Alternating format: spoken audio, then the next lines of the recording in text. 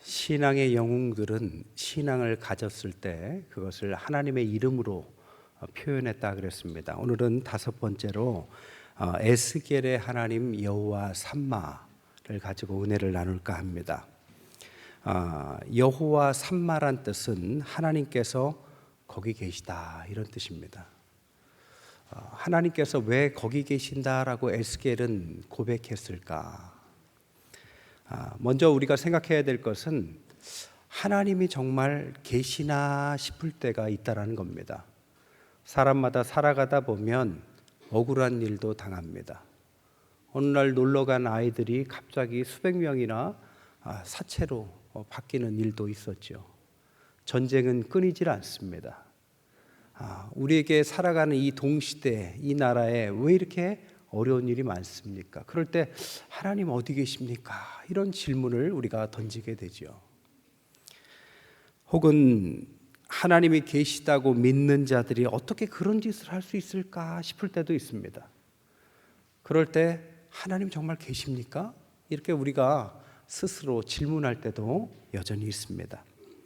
1986년도 노벨 평화상을 탄 엘리 위젤이라는 사람은 유대인입니다. 독일의 나치 수용소에서 구사일생으로 살아나요. 그리고 나서 그는 나이트라는 자전소설을 하나 씁니다. 거기에 보면 참혹한 인간상이 드러납니다. 독일 사람들도 유대인이지만 그들이 미워도 사람이 사람을 죽이는 것은 여전히 힘든 일이었죠.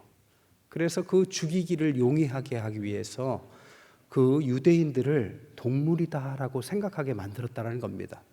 그래서 씻지도 못하게 하고 먹는 것도 잘 주지 않아서 아주 인간의 모습을 띠지 못하는 비참한 모습으로 만들고, 그래서 자신의 죄책감을 덜면서 그들을 살해했다고 합니다. 이 얼마나 비극적인 일입니까? 그 책에 보면 자기의 친구 율리 에크라는 소년의 이야기가 나옵니다. 그는 바이올린을 키는 아이예요. 그 수용소에 바이올린을 가지고 들어가요. 그리고 나서 저녁에 금지곡이었던 베토벤 협주곡 D장조를 켜기 시작합니다. 그리고 나서 그 다음 날 이 율리 에크는 이제 죽음의 길로 떠나죠. 그때 이 엘리 위젤이라는 사람은 그 책에 이렇게 썼습니다. 어둠이 우리를 에워쌌다. 바이올린 소리밖에 들리지 않았다. 율리 에크의 영혼이 바이올린에 활이 된 것 같았다. 이루지 못한 희망이 수처럼 까맣게 타버린 과거가 사라져 버린 미래가. 이럴 때 우리는 질문하죠. 하나님 어디 계십니까? 하나님 계시면 어떻게 이렇게 참혹한 일이 멈추지 않고 우리에게 일어날 수 있단 말입니까? 오늘 본문을 쓴 에스겔도 그런 하나님을 향한 의구심이 있었습니다. 그런 25세에 제사장이 됩니다. 영광스러운 자리에 갔지만 곧 나라는 망하고 포로로 잡혀가죠. 바벨론 포로로 잡혀간 지 9년 만에 아내가 거기서 죽습니다. 결국에는 나라를 잃은 서름과 아내를 잃은 아픔이 그에게 공존하죠. 그러면서 질문하는 거죠. 하나님 정말 계신 거 맞습니까? 제사장으로서 사람들에게 하나님의 말씀을 전해야 되는데 내가 하나님이 계시는지에 대한 확신이 없이 이런 마음의 모순을 가지고 하나님을 전한다는 것이 너무 힘이 듭니다. 라면서 하나님의 말씀을 전하려고 할 때 그때마다 사람들도 그에게 돌을 던지며 하나님이 정말 계신가? 라고 따지기 시작합니다. 도대체 하나님은 계신가? 그래서 에스겔서가 48장까지 있는데 32장까지는 하나님이 정말 계신가라고 의구심을 갖고 있는 것처럼 보이는 장면들로 가득 차 있습니다. 하지만 하나님께서는 에스겔과 함께 하시죠. 그리고 33장부터 48장까지 하나님은 바로 너희들과 함께 거기 계시다라고 답변하십니다. 세 가지를 가지고 답변하셨어요. 첫 번째로는 하나님은 주님을 믿는 사람들을 통해서 자신을 계시하신다라고 말씀하십니다. 그래서 에스겔서 48장 가운데 인자라는 단어를 쓰십니다. 인자, 사람의 아들이란 단어지만 이 인자라는 단어는 예수 그리스도에 대한 상징이자 사람의 아들이라는 뜻입니다. 사람의 아들을 통하여 하나님을 드러내시겠다. 그래서 48장 가운데 93번이나 인자라는 단어를 쓰십니다. 그리고 두 번째, 그 인자, 하나님의 믿음으로 주님을 드러낼 사람이 누구냐? 두 번째는 그 사람은 바로 너다. 그래서 에스겔의 이름은 하나님께서 너를 강하게 하신다라는 뜻을 가지고 계십니다. 우스갯소리로요, 자신의 은사를 하나님 앞에서 발견하는 법이 뭐냐? 다른 사람들이 교회 내에서 뭘 봉사할 때 내가 하면 저거보단 잘하겠다, 이런 마음이 들기면 그것이 자신의 은사일 가능성이 높다고 합니다. 여러분, 찬양에 마음에 안 드시면 비판하지 마시고 찬양대에 서시면 돼요. 자녀들을 교육할 때 나도 더 잘할 것 같아 라고 하면 뒤에서 비판하지 마시고 하나님이 나에게 은사를 주셨나 보다, 이렇게 생각하면 됩니다. 왜 그럴까? 문제의식을 갖고 있기 때문입니다. 문제의식을 비판으로만 갖고 있으면 문제가 되지만 문제의식을 가지고 그 문제를 해결하려고 노력하면 그것은 은사가 되고 하나님의 부르심이 되는 것입니다. 오늘 에스겔도 왜 하나님이 안 계신가라고 문제의식을 가질까요? 그래서 하나님은 에스겔에게 그 많은 제사장 중에 에스겔을 선택한 것입니다. 그리고 바로 네가 그 문제를 해결할 사람이다라고 말씀하십니다. 그럼 그 문제를 내가 어떻게 해결할까? 그래서 세 번째, 그것을 믿고 문제의식을 가지고 그것을 해결하는 사람에게 하나님은 힘을 주시는 것입니다. 그럼 어떻게 힘을 주실까? 하나님은 말씀으로 힘을 주십니다. 그래서 에스겔서의 37장에 마른 뼈의 환상이 나오는 거죠. 정말 이 나라와 영적 상황은 마른 뼈와 같은 것이죠. 생명은 고사고 뼈밖에 남지 않은 그런 비참한 몰골입니다. 근데 하나님께서 인자야 하면서 말하기를 네가 하나님의 말씀을 대언해라 그러죠. 하나님의 말씀을 대언하니 거기에 힘줄이 생기기 시작하고 살이 붙기 시작합니다. 그리고 하나님의 말씀을 대언하자 생기가 임하기 시작하고 생명이 붙기 시작하죠. 그리고 결국에는 하나님의 거룩한 군대로 변하는 환상을 주시죠. 무엇으로요? 하나님의 말씀으로. 하나님의 말씀을 그래서 대언하는 사람을 예언자, 대언자, 프로펫이라고 말하는데 이 대언자, 예언자의 이 예자는 미리 예자를 한자로 쓰는 것이 아니라 그 한자는 맡길 예자를 한자로 씁니다. 그래서 하나님께서 너에게 미리 알려주신 것이 아니라 하나님의 거룩한 생명의 말씀을 맡겼다 하는 것입니다.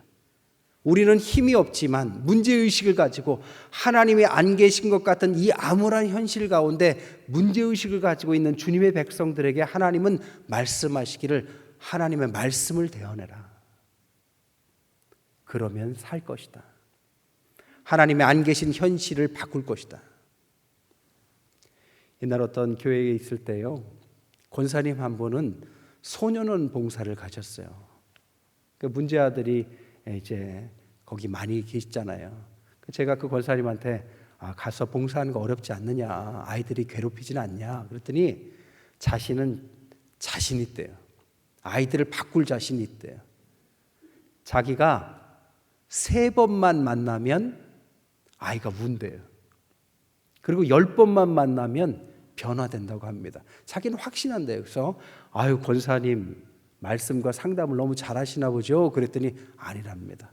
자기는 말주변도 없고 그럴 만한 사람은 아닌데 자기가 확신하는 것은 그 아이들한테 다른 말 하는 것이 아니라 하나님의 말씀을 전한다고 합니다.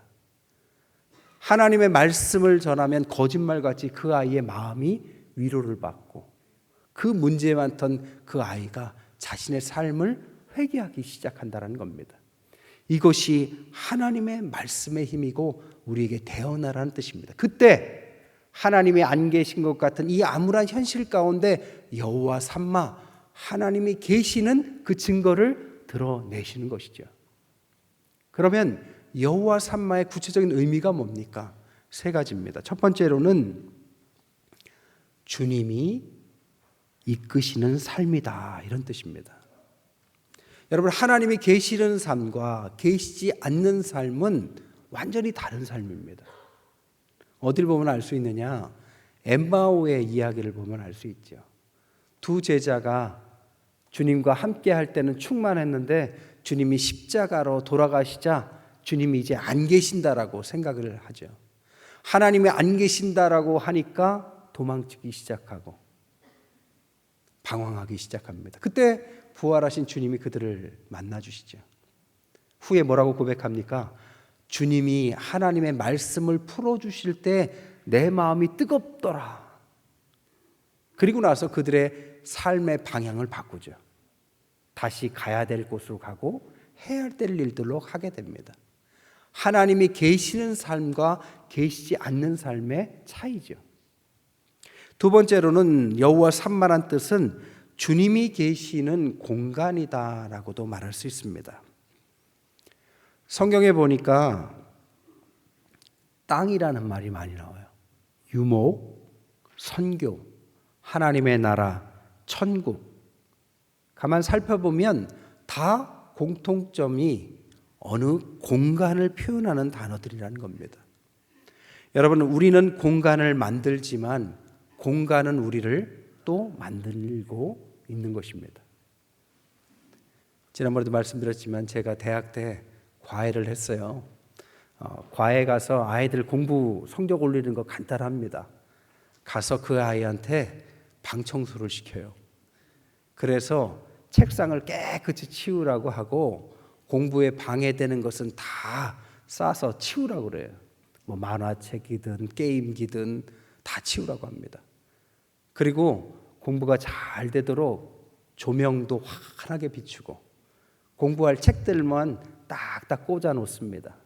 그리고 나서 공부가 잘 된 음악 틀고 방 안에 향기도 집중이 잘 되는 그런 향기를 딱 피워놓으면 공부 안 가르쳐도요 성적이 쭉 올라갑니다.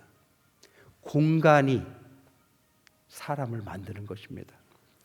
여러분, 하나님이 계신 공간도 우리가 먼저 만들면 그 공간이 우리를 지킬 것입니다. 구원이란 뭐냐? 내 안에 주님의 공간이 생긴 것입니다. 오늘 세례 받으시는데 세례 받는 것은 죽음을 의미하죠. 내가 죽고 새로운 사람으로 다시 태어나는 것을 상징적으로 표현한 것입니다. 그때 세례 받는 순간에 주의 성령이 내 안에 들어오셔서 나를 거룩한 성전 삼으십니다. 이래서 내가 성전이 되는 것이죠. 거룩한 공간이 생기죠. 이 공간에 의지해서 살아갈 때 내가 성도가 되는 것입니다. 교회란 세상에서 똑같이 살아가는 사람들의 모임 같지만 이 안에는 주님을 믿는 사람들의 공간입니다. 그래서 교회는 거룩한 곳이고 성스러운 곳이 되는 것이죠. 여러분, 여러분들의 공간은 어떠십니까? 여러분들의 가정은 어떻고 여러분의 직장은 주님이 주인 되시는 공간이십니까? 고든 맥도널드의 하나님이 축복하는 삶이란 책에 보면 이런 이야기가 나와요. 버스 기사들, 성도 중에 버스 기사들이 계셔서 버스 기사들이 계신 곳에 이제 말씀을 전하러 목사님이 가요. 그리고 나서 거기에 설교하시기를 여러분이 버스를 운전하는 8시간 동안에 그 공간을 하나님의 성소다라고 한번 선포해 보십시오. 그래서 그 버스에 타고 내리는 모든 사람들이 이 성소를 통해서 축복받을 것이다 라고 선포해 보십시오. 대부분의 기사들이 비웃었어요. 그런데 그 중에서 한 분이 그 말씀을 깊게 들었습니다. 그래서 그대로 행한 거예요. 몇 주가 흐르고 나서 그분이 목사님을 찾아와요. 목사님이 저의 인생에 큰 변화를 주셨습니다. 왜요?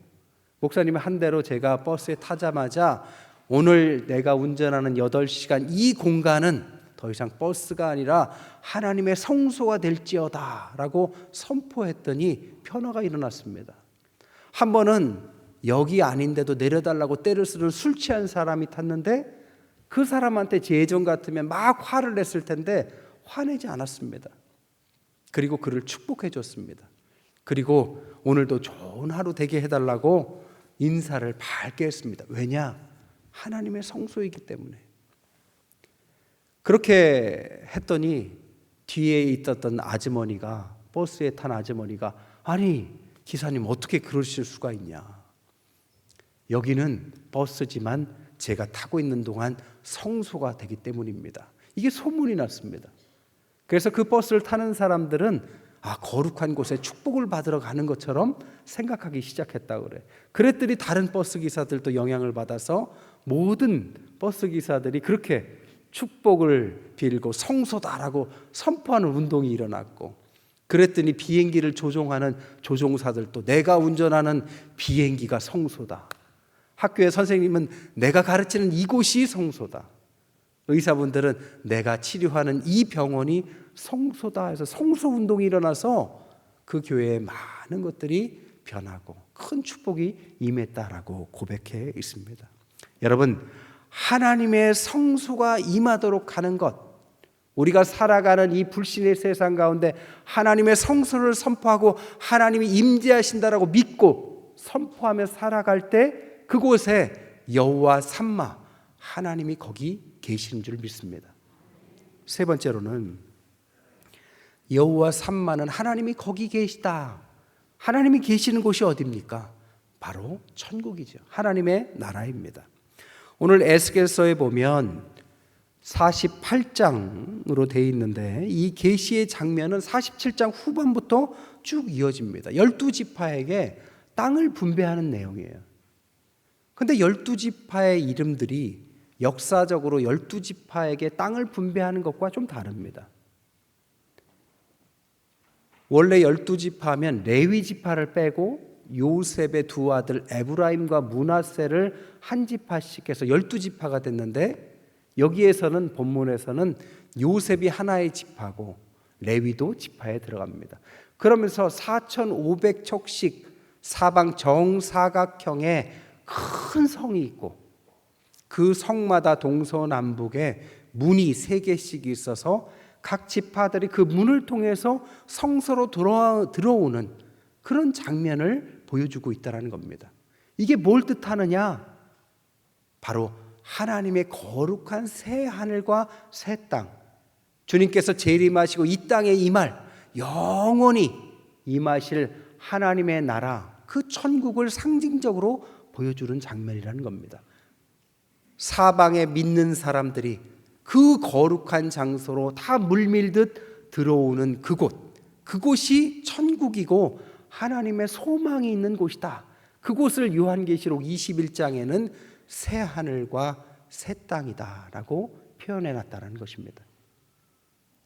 그 하나님이 그 가운데 거기 계시는데, 그 거룩한 장소에 하나님이 계신 그 장면을 요한계시록 21장 1절에서 4절에 이렇게 표현해놨습니다. 내가 새 하늘과 새 땅을 보니 처음 하늘과 처음 땅이 없어졌고 바다도 다시 있지 않더라.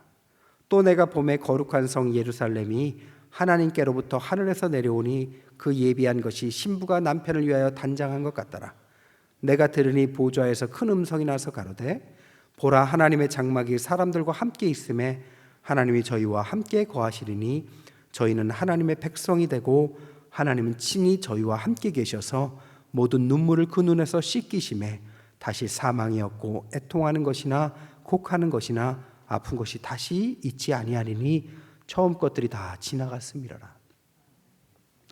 여호와 삼마라는 곳은 우리가 가야 될 마지막 저 천국을 상징하는 것입니다. 근데 그 하나님이 계시는 여호와 삼마, 거기에는 4가지가 없다 말합니다. 첫째는 눈물이 없습니다. 더 이상 슬픔이 없습니다. 두 번째로는 사망이 없습니다. 영원한 생명만 있을 뿐입니다. 세 번째로는 애통하는 것이나 곡하는 것이 없습니다. 네 번째로는 그곳에서는 더 이상 질병이 없습니다. 이 땅에서는 우리가 질병으로 괴롭힘 당하고 정말 이 질병 때문에 하루하루가 고단한 사람들이 있지만 우리가 가야 될 저 본향에는 하나님이 함께 계시고 그곳에는 질병의 어려움이 없고 영원한 평안만이 있는 곳, 그곳이 바로 여호와 삼마 하나님이 함께 계시는 곳이다 라고 말하고 있는 것입니다. 한 가지 이야기만 더 하고 마치겠습니다. 어떤 권사님이 계셨어요. 그 권사님은 믿지 않는 집안에 시집가셔서 첫 미랄이 되셨습니다. 핍박을 당하시지만 첫 미랄답게 믿음을 잃지 않고 자녀들부터 전도하기 시작하고 남편도 전도해서 급기야는 온 가족이 복음화 되셨어요. 그리고 자녀들도 교회의 중직으로 잘 세웠습니다. 뿐만 아니라 교회에서 목회자를 도와서 항상 헌신하는 데 앞장서시고 기도할 때는 그분이 기도하는 그 고유의 자리가 있습니다. 항상 교회를 위해서 성도들을 위해서 부탁하는 사람이 있으면 마다하지 않고 충고기도 해주셨어요. 그래서 교회에서 그 권사님을 싫어하는 사람은 아무도 없었어요. 다 존경하고 너무 사랑하는 권사님. 근데 그가 결국에는 천국에 가시게 됐습니다. 장례식에 갔더니 그분이 얼마나 하나님 앞에서 잘 살아오셨는지 장례식에 온 사람들의 숫자를 보니까 평소 교회 장례식보다 10배 가까이 많은 겁니다. 이건 거짓말할 수 없잖아요. 이분 참 귀하게 사셨구나. 그때 그분 비문이 디모데후서 4장 7절 8절이었습니다. 나는 선한 싸움을 싸우고 나의 달려갈 길을 마치고 믿음을 지켰으니 이제 후로는 나를 위하여 의의 면류관이 예비되었으므로 주 곧 의로우신 재판장이 그날에 내게 주실 것이며 내게만 아니라 주의 나타나심을 사모하는 모든 자에게 도니라.